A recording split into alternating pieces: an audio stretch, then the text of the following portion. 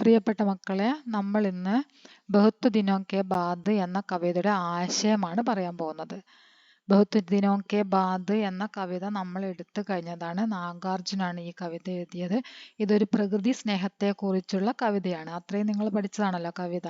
ഇനി നമുക്കിതിന്റെ ആശയം എങ്ങനെയാണ് എഴുതുന്നത് എന്ന് നോക്കാം. ഒരു മോഡൽ ഞാൻ ഇവിടെ എഴുതിയിട്ടുണ്ട്. അതായത് ഫസ്റ്റ് നാല് ലൈനിൻ്റെതാണ് ഈ തന്നിരിക്കുന്ന ഇത്രയും ഫസ്റ്റ് 4 ലൈനിൻ്റെ ആശയമാണ്. പിന്നെ അത് അടുത്തത്, മൂന്നാമത്തത്, നാലാമത്തെ, അഞ്ചാമത്തെ, ആറാമത്തെ, അങ്ങനെ ഓരോന്നിൻ്റെയാണ് എഴുതിയിരിക്കുന്നത്. അപ്പം നമുക്ക് നോക്കാം എങ്ങനെയാണ് ഒരു ആശയം എഴുതേണ്ടത് എന്ന് നോക്കാം. വളരെ സിമ്പിളായിട്ട് ആശയത്തിന് എങ്ങനെ നിങ്ങൾക്ക് മാർക്ക് വാങ്ങാൻ പറ്റും എന്നതുകൂടെ ഈ വീഡിയോയിൽ പറയുന്നതാണ്. ഇതിൽ നിങ്ങൾ ഫസ്റ്റ് തന്നെ ഒരു കവിതയുടെ ആശയം എഴുതുന്ന സമയത്ത് ये पंक्तियां नागार्जुन से लिखा हुआ बहुत दिनों के बाद नामक कविता से लिया गया है. ഈ വരികൾ നാഗാർജുൻ എഴുതിയിട്ടുള്ള ബഹുത്ത് ദിനോ കെ ബാദ് എന്ന കവിതയിൽ നിന്നും എടുത്തിട്ടുള്ളതാണ് എന്നാണ് ഇവിടെ എഴുതിയത്. അതായത് നിങ്ങൾ വേറെ കവിതയാണ് എഴുതുന്നതെങ്കിൽ ആ കവിതയുടെ പേരും കവിയുടെ പേരും ഇതുപോലെ തന്നെ എഴുതിയിട്ട് മാറ്റി കൊടുത്താൽ മതി. പങ്ക്തിയാം നാഗാർജുൻ എന്ന സ്ഥലത്ത് നിങ്ങൾ ഏത് കവിതയാണോ ഏത് കവിയാണോ ഉള്ളത് ആ കവിയുടെ പേര് എഴുതുക. അതിന് ഇവിടെ കവിതയുടെ പേര് ദിനോക്കെ ബാദ് എന്ന ബഹുത്ത് ദിനോക്കെ ബാദ് എന്നതിൻ്റെ സ്ഥാനത്ത് നിങ്ങൾ വേറെ കവിതയാണ് നിങ്ങൾക്ക് ആശയം എഴുതേണ്ടതെങ്കിൽ ആ കവിതയുടെ പേര് ഇവിടെ എഴുതാം. എന്നിട്ട് ഈ സെന്റൻസ് അതുപോലെ തന്നെ എല്ലാ ആശയം എഴുതുമ്പോഴും നിങ്ങൾ എഴുതി കൊടുത്താൽ മതി. ഈ സെന്റൻസ് എങ്ങനെയാണെന്ന് നിങ്ങൾ പഠിച്ചു വെക്കുക. ഏ പങ്ക്തിയാം नागार्जुन से लिखा हुआ बहुत दिनों के बाद नामक कविता से लिया गया है. ഈ വരികൾ നാഗാർജുൻ എഴുതിയ ബഹുത്ത് ദിനോ കെ ബാദ് എന്ന കവിതയിൽ നിന്നും എടുത്തിട്ടുള്ളതാണ്. ഇസ് കവിത മേ കവി ने പ്രകൃതി का बहुत सुंदर वर्णन किया है. ഈ കവിതയിലൂടെ കവി പ്രകൃതിയെ വളരെ സുന്ദരമായി വർണ്ണിച്ചിരിക്കുന്നു. अपने गाँव के प्रति लगाव को कई तरह से प्रकट करते हैं. സ്വന്തം ഗ്രാമത്തിനോടുള്ള ബന്ധം വളരെയധികം കൈ തരസെ പല തരത്തിൽ അദ്ദേഹം പ്രകടമാക്കിയിരിക്കുന്നു. തൻ്റെ ഗ്രാമത്തിനോടുള്ള ബന്ധം പല തരത്തിൽ പ്രകടമാക്കിയിരിക്കുന്നു. ഈ ഫസ്റ്റ് കാണിച്ചിരിക്കുന്ന ഈ പാരഗ്രാഫ് ഇത്രയും ഇവിടെ മുതൽ ഇവിടം വരെ ഇത്രയും നിങ്ങൾ കാണാതെ പഠിക്കുക. എന്നിട്ട് ഇത് തന്നെ ഈ കവിതയിലുള്ള ഏത് ലൈന് ചോദിച്ചാലും ഏത് ലൈനിന്റെ ആശയം എഴുതാൻ പറഞ്ഞാലും ഏതെങ്കിലും 4 വരിയാണ് നിങ്ങൾക്ക് ആശയം എഴുതാൻ വേണ്ടി തരുന്നത്. അപ്പൊ ഏത് 4 വരി തന്നു കഴിഞ്ഞാലും ഈ പാരഗ്രാഫ് അതുപോലെ തന്നെ എഴുതി വെക്കുക. അടുത്തത് കവി अपने बीत गए दिनों का स्मरण करते हैं. कवि ने यहाँ लौटकर गाँव में पक्की सुनहली फसलों को, उसकी मुस्कान को, लहलहाते खेत को देखा. यहाँ अपनी आंखों की अनुभूति कवि प्रकट करते हैं. ഇനി ഫസ്റ്റത്തെ 4 വരിയുടെ ആശയമാണ് ഇവിടെ തന്നത്. കവി അപ്പനെ ബീത്ത് ഗയ ദിനോ കാ സ്മരൺ കർത്തേ. കവി തന്റെ കഴിഞ്ഞു പോയ ദിനങ്ങളെ കുറിച്ചിട്ട് ഓർമ്മിക്കുന്നു. കവിനെ യഹാം ലൗഡ്കർ ഗാവുമേ ബക്കി സുൻഹലി ഫസലോങ്കോ ഉസ്കി മുസ്കാൻകോ. കവി ഇവിടെ തിരിച്ചെത്തിയിട്ട്, അതായത് കവി സ്വന്തം നാട്ടിൽ തിരിച്ചെത്തിയിട്ട് ഗ്രാമത്തിലെ വിളഞ്ഞു നിൽക്കുന്ന നെല്ല്, അതുപോലെ തന്നെ ഉസ്കി മുസ്കാൻ അതിന്റെ പുഞ്ചിരി, അതായത് നന്നായിട്ട് സ്വർണ്ണവർണ്ണത്തിൽ അത് വിളഞ്ഞു നിൽക്കുന്നു, അതിന്റെ പുഞ്ചിരി. ലഹ്ലഹാത്തെ ഗേത്തുക്കോ ദേക്ക. അതുപോലെ തന്നെ അദ്ദേഹം അവിടെയുള്ള വയലുകൾ, സുന്ദരമായ ആ വയലുകളൊക്കെ കണ്ടു. യഹാം അപ്നി ആങ്കോങ്കി അനുഭൂതി കവി പ്രകട കർത്തേ. ഇവിടെ അദ്ദേഹം തന്റെ കണ്ണുകളുടെ അനുഭൂതി, കണ്ണുകളാൽ കാഴ്ച, കണ്ണുകൾ കൊണ്ട് കണ്ടിട്ട് അദ്ദേഹത്തിന് വളരെയധികം സന്തോഷം ഉണ്ടാവുകയാണ്.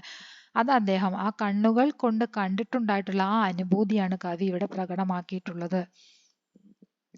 ഏക് സുന്ദർ കവിത ഹെ. ഇതൊരു സുന്ദരമായ കവിതയാണ്. ഇസ്മേ സരൾ ഭാഷ ക പ്രयोग करता है. ഇതിൽ ലളിതമായ ഭാഷയാണ് പ്രയോഗിച്ചിരിക്കുന്നത്.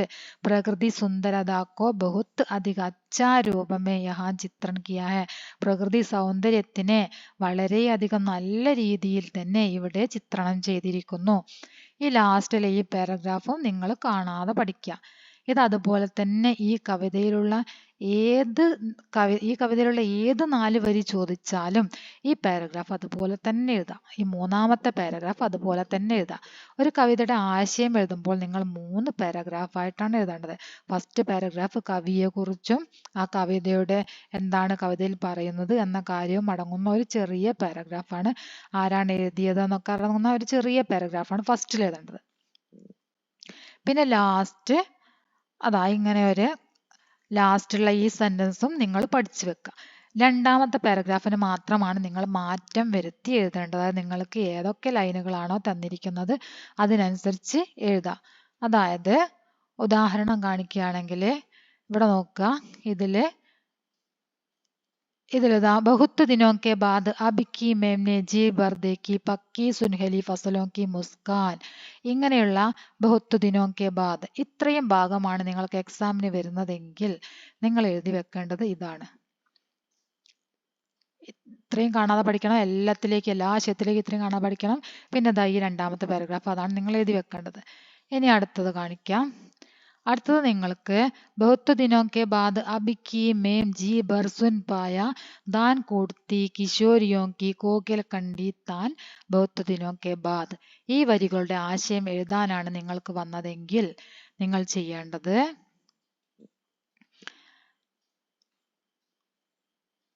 ഈ രണ്ടാമത്തെ പാരഗ്രാഫ് ഉണ്ടല്ലോ, രണ്ടാമത്തെ ആ കവിതയുടെ ആശയമാണിത്. कवि कहते हैं कि बहुत दिनों के बाद उन्हें ग्रामीण कन्याओं का मधुर स्वर सुना. കവി ഈ വരികളിലൂടെ കവി പറയുന്നത് ബഹുത്ത് ദിനോं के बाद കുറെ ദിവസങ്ങൾക്ക് ശേഷം അദ്ദേഹം ഗ്രാമീണ കന്യകകളുടെ മധുരസ്വരം കേട്ടു. വേ ബഹുത്ത് അധികം മെഹനത്ത് കർത്തെ ഹുയെ മധുർ ഗീത് ഗാത്തി ഹെ. വളരെയധികം ജോലികളൊക്കെ ചെയ്തുകൊണ്ടാണ് അവരെന്ത് ചെയ്യുന്നത്, മധുരഗീതം പാടുന്നത്. അത് ആ ഗ്രാമീൺ കന്യായെ दान कूटते समय और गीति करते समय भी मधुर स्वर में गाते हैं. ഗ്രാമീണ സ്ത്രീകൾ ദാൻ കൊടുത്തേ സമയ് നെല്ല് കുത്തുന്ന സമയത്തും അതുപോലെ തന്നെ കൃഷി ചെയ്യുന്ന സമയത്തൊക്കെ അവരെന്ത് ചെയ്യുന്നുണ്ട്, മധുരഗീതം പാടുന്നുണ്ട്. വേ പരിശ്രമശാലി ഹെ. അവര് പരിശ്രമശാലികളാണ്. ഉനക്കെ മധുർ സ്വർ കവിക്കോ ബഹുത്ത് അധിക പസന്തായ. അവരുടെ മധുരസ്വരം കവിക്ക് വളരെയധികം ഇഷ്ടപ്പെട്ടു. ഉനക്കാ മൻ ഖുഷ് ഹോ ഗയ. അദ്ദേഹത്തിന്റെ മനസ്സ് വളരെയധികം ഹാപ്പിയായി. ഇൻ പങ്ക്തിയോ മേ കവി അപ്പനെ കാനോം കി അനുഭൂതി പ്രകട കർത്തെ ഹെ. ഈ വരികളിലൂടെ കവി സ്വന്തം ചെവി കൊണ്ട് കേട്ടിട്ടുണ്ടാവുന്ന അനുഭൂതി അതാണ് അദ്ദേഹം ഇവിടെ പ്രകടമാക്കിയിരിക്കുന്നത്. മനസ്സിലായോ? ഇനി അടുത്തത് നിങ്ങൾക്ക് ബഹുത്ത് ദിനോं के बाद अब की मैम जी भर सोंगे मौल सिरी के टर से तासे टिडके फूल ബഹുത്ത് ദിനോं के बाद. ഈ 4 വരികളുടെ ആശയമാണെങ്കിൽ നിങ്ങൾ എഴുതേണ്ടത് कवि कहते हैं कि बहुत दिनों के बाद मौलसिरी का नए फूलों का ताजा गंध का अनुभूति हुई. കവി പറയുകയാണ് ബഹുത്ത് ദിനോं के बाद കുറെ ദിവസങ്ങൾക്ക് ശേഷം മൗലസിരിയുടെ പുതിയ പൂക്കൾ, ഇലഞ്ഞിയുടെ പുതിയ പൂക്കളുടെ നല്ല ഗന്ധം അനുഭവിക്കാൻ സാധിച്ചു. ജോ അത്യന്ത് ദുർലഭ് ഹെ. അന്യത്ര, അതായത് ഇത് മറ്റിടങ്ങളിൽ ദുർലഭമായിട്ടുള്ളത്, നാട്ടിൻപുറങ്ങളിൽ മാത്രം കാണുന്ന, പട്ടണങ്ങളിൽ ഇല്ലാത്ത എന്നർത്ഥം. ജോ അന്യത്ര ദുർലഭ ഹെ. ദുർലഭമായിട്ട് കാണപ്പെടുന്ന ഈ ഇലഞ്ഞിപ്പൂവിന്റെ ഗന്ധം ആസ്വദിക്കാൻ സാധിച്ചു. ഇസ് ഖുശ്ബു സെ കവിക്ക് മൻമേ ബഹുത്ത് ഖുഷിയായ. ഈ ഖുശ്ബു, ഈ സുഗന്ധത്താൽ കവിയുടെ മനസ്സ് വളരെയധികം സന്തോഷമായി. വഹ് ഗന്ധ് തൻ മൻ കോ ഊർജ ദേനെ വാല ഭി ഹെ. ഈ ഗന്ധം ശരീരത്തിനും മനസ്സിനും ഊർജം നൽകുന്നത് കൂടിയായിരുന്നു. इन पंक्तियों में कवि ने अपनी नाक से सुगंध की अनुभूति प्रकट करते हैं. ഈ വരികളിലൂടെ കവി തന്റെ മൂക്കുകൊണ്ട് ഗന്ധം ആസ്വദിച്ചതിന്റെ ആ മൂക്കുകൊണ്ട് ആസ്വദിച്ച അനുഭൂതിയാണ് അദ്ദേഹം പറയുന്നത്. അതായത് ഇവിടെ കവി ശരീരത്തിന്റെ ഓരോ ഭാഗങ്ങളാലാണ് ഇവിടെ പ്രകൃതിയുടെ ഓരോ കാര്യവും അദ്ദേഹം അനുഭവിച്ചറിഞ്ഞത് എന്നാണ് പറഞ്ഞത്. അടുത്തത് बहुत दिनों के बाद अब की मैम जी भर चू पाया अपनी गंवई पगडंडी की चंदन वर्णी धूल. बहुत दिनों के बाद അതിന്റെ നമുക്ക് നോക്കാം. कवि कहते हैं कि बहुत दिनों के बाद अपने गाँव की ചന്ദൻ के समान धूल को സ്പർശ किया. കവി പറയുകയാണ് കുറേ ദിവസങ്ങൾക്ക് ശേഷം സ്വന്തം ഗ്രാമത്തിലെ ചന്ദന സമാനമായിട്ടുള്ള പൊടി സ്പർശിക്കാൻ അദ്ദേഹത്തിന് സാധിച്ചു. इसकी खुशबू और इसकी സുന്ദരത और कहीं न मिल सकती है. ഇതിന്റെ ആ ഖുശ്ബു സുഗന്ധവും അതുപോലെ തന്നെ ഇതിന്റെ സുന്ദരത സൗന്ദര്യവും മറ്റെവിടെയും നമുക്ക് കാണാൻ കിട്ടില്ല. अपने गांव के प्रति सुंदर अनुभूति करने कवि ने प्रकट किया है. അപ്പനെ ഗാവ്ക്കെ പ്രതി സ്വന്തം ഗ്രാമത്തിനെ സുന്ദരമായിട്ടുള്ള ഗ്രാമത്തിന്റെ സുന്ദരമായ അനുഭൂതി കവി പ്രകടമാക്കുന്നു. अपनी मातृभूमि से बेहतर सुंदर अनुभूति कहाँ मिल सकती है. സ്വന്തം മാതൃഭൂമിയിലുള്ള അത്രയും സൗന്ദര്യവും ആ സൗന്ദര്യ അനുഭൂതി മറ്റെവിടെയും നമുക്ക് കിട്ടില്ല. യഹാം കവിനെ സ്പർശിക്കി അനുഭൂതി കി ഹെ. ഇവിടെ കവി സ്പർശനത്തിന്റെ അനുഭൂതിയാണ് പറഞ്ഞിരിക്കുന്നത്. ഇനി അടുത്തത് നോക്കാം. बहुत दिनों के बाद अब की मैम ने जी भर ताल मखाना गाया. गन्ने चूसे जी भर बहुत दिनों के बाद.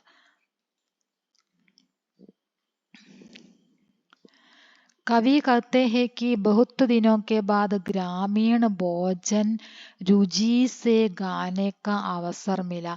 കവി പറയുകയാണ് കുറേ ദിവസങ്ങൾക്ക് ശേഷം ഗ്രാമീണ ഭോജനം കുറേ ദിവസങ്ങൾക്ക് ശേഷം ഗ്രാമീണ ഭോജൻ രുചിസെ ഗാനേക്ക അവസരമില്ല. ഗ്രാമീണ ഭോജനം രുചിയോടെ കഴിക്കാനുള്ള അവസരം ലഭിച്ചു. ഗന്നേക്ക രസ് മൻ ഭർ പിയ. കരിമ്പിന്റെ രസം മനസ്സ് നിറച്ചു കുടിച്ചു. താൽമഖാന ബി ഗായ. താൽമഖാന കഴിച്ചു. അതൊരു വയലിലൊക്കെ ഉണ്ടാകുന്ന ഒരു ചെടിയാണ്. അതായത് അത് ആളുകൾ ഭക്ഷണത്തിലേക്ക് എടുക്കും. അതായത് ഉപ്പേരിയൊക്കെ വെക്കാനൊക്കെ വേണ്ടിയിട്ട് അതിന്റെ ഇല ഉപയോഗിക്കും. ജോ ഷഹർ മേ അതായത് ജോ ഷഹർ മേ ഉപലബ്ധ നഹീ ഹേ. അതായത് ഇത് പട്ടണങ്ങളിൽ ലഭിക്കുന്നതല്ല. യഹാം കവിനെ സ്വാദ് കി അനുഭൂതി കി ഹെ. ഇവിടെ കവി സ്വാദിന്റെ അനുഭൂതിയാണ് നടത്തിയിരിക്കുന്നത്. ഒന്നുകൂടെ പറയാം.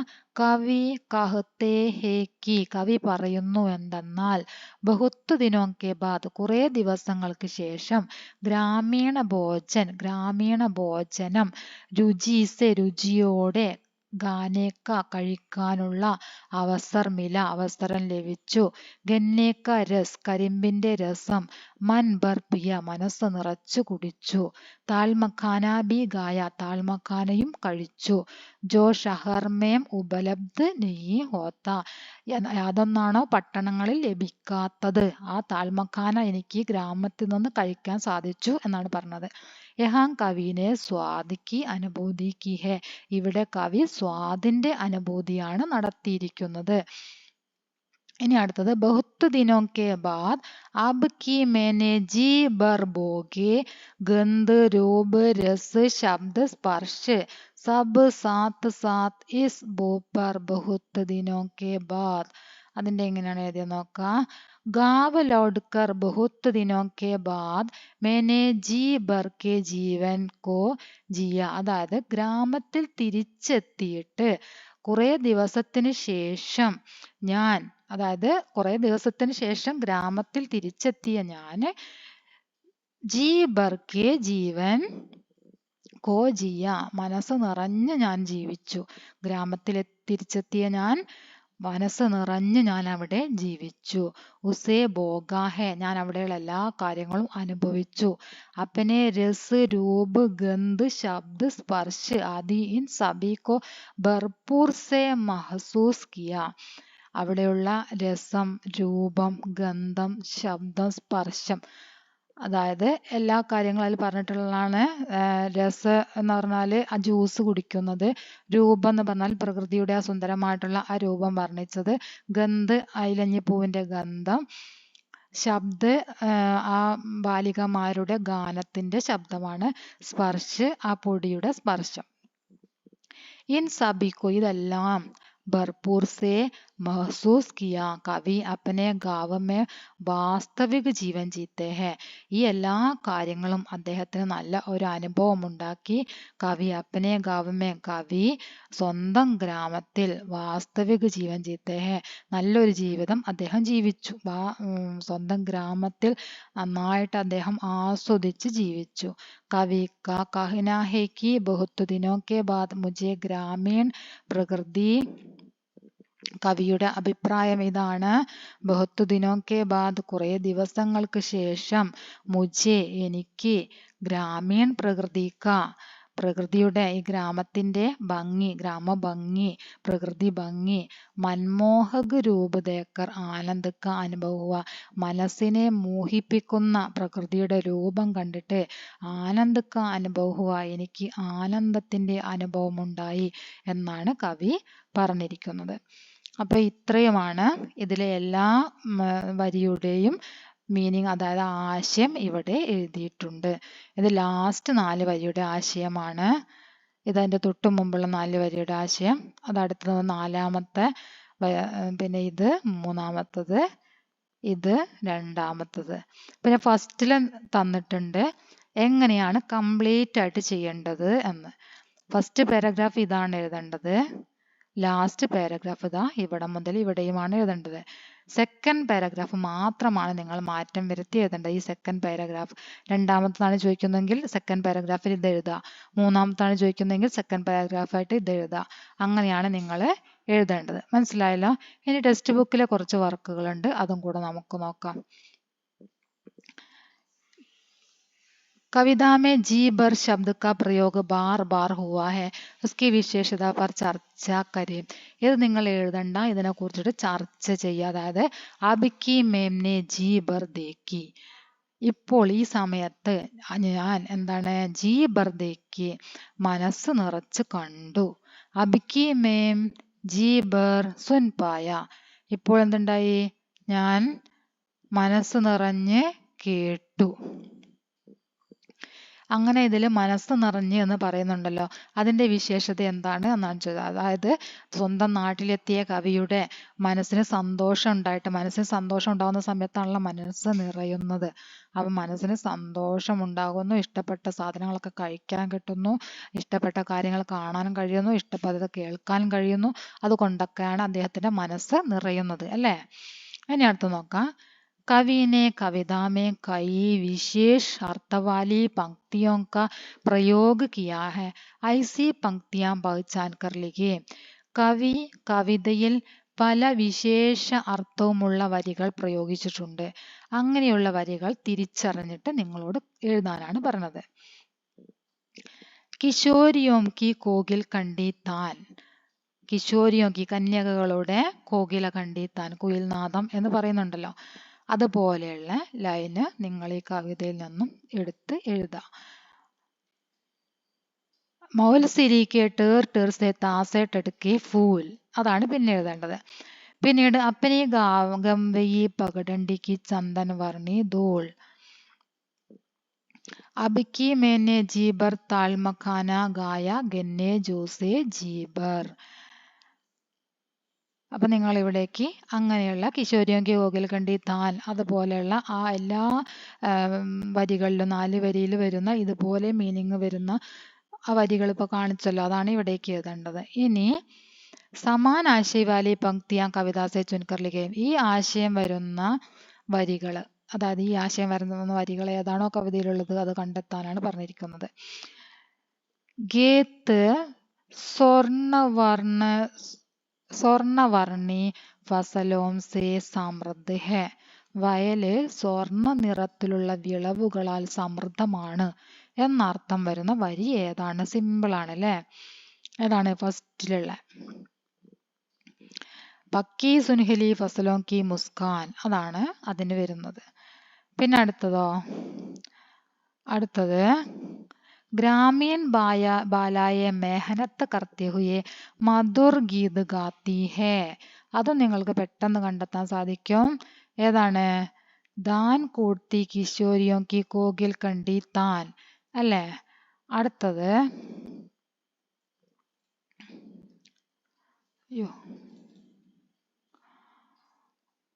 അടുത്തത് തൻ മൻ കോ ഊർജ ദേനെ വാലി ഖുശ്ബു ഫൈൽ ജാത്തി ഹെ എന്നാണ്. അത് തൻ മൻ കോ ഊർജ ദേനെ വാലി ഖുശ്ബു, അത് മൗലസിരിന്റെ അത് നമുക്കറിയാലോ. അതാ മൗലസിരി കെ ടേർ സെ താസെ ടടുക്കെ ഫൂൽ, അതാണ് അതിൽ വരുന്നത്. പിന്നെ അടുത്തത് गाँव की गलियों की सुनहली धूली का एहसास हुआ, അതും നിങ്ങൾക്ക് പെട്ടെന്ന് തന്നെ കണ്ടെത്താൻ പറ്റും. ഏതാണ്?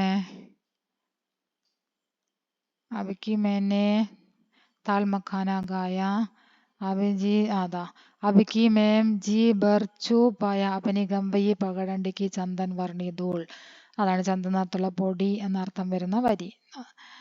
ധൂൾ എന്നുള്ള मनपसंद देहाती गाना छकने का मौका मिला, അത് കരിമ്പിൻ ജ്യൂസ് കുടിച്ച ആ വരി ഉണ്ടല്ലോ.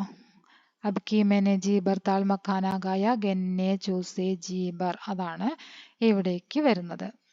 മനപസന്ത് ദേഹാത്തി ഗാന ചക്കനെ കാ മൗക്ക മില, അവിടെ ആ ലൈനാണ് എഴുതേണ്ടത്. ആ മീനിങ് വരുന്ന വരികളും നമ്മൾ കണ്ടെത്തി കഴിഞ്ഞു.